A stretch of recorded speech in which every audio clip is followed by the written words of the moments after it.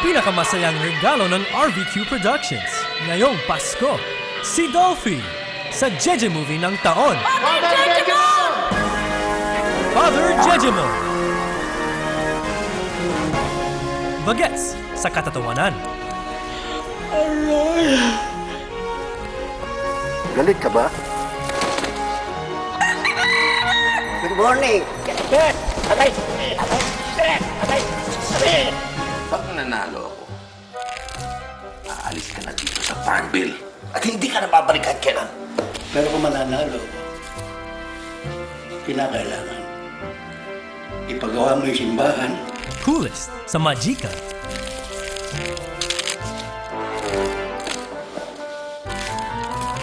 Jejemon yung pare ito! International na katatakutan. Sino ka? Justin! Justin! The Bieber! Baby, oh! Masamang espiritu, lumabas ka sa kanya!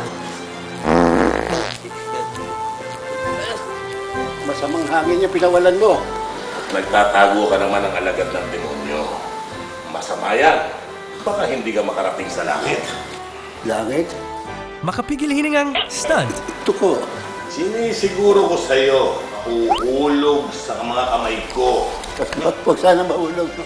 Magandang gabi sa'yo. Tuloy na. Ingat kayo! Siya nga pala, Father.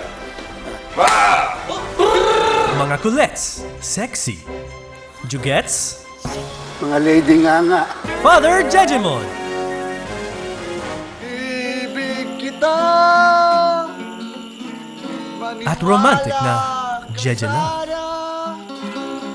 Natatakot sila sa'yo, lasing ka kasi. Magmula nang dumating ka sa lugar na to, puro problema ang dala mo.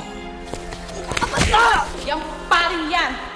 Minulestya niya ang anak kong si Excel! Ano kasi nungalingan yan? Bakit po nila pinapahirapan si Father Jejemon? Bakit po kung sino pa yung tunay na nagmamahal sa aming lugar? Kung sino pa yung nagmamalasakit? Kayo'y Siya yung nagdurusa. mapapaluha. Ngayon aalis kayo. Hindi ako papayag. Hindi niyo kami pwedeng iwan ng ganito. Father, huwag ka nang umalis! Kung ako man nagkasala sa paningin ninyo, ako na lang ang parusahan nyo. Huwag niyong idamay ang pananampalataya niyo sa Diyos. Entry for the 36th Metro Manila Film Festival. Arrest this man! Maria Clara, ngayon Lady Gaga. Pati-pati, ngayon French dance. Kung noon ay balagtas, ngayon ang Jejemon. Sumama ka na sa dahil ng babago. Father Jejemon.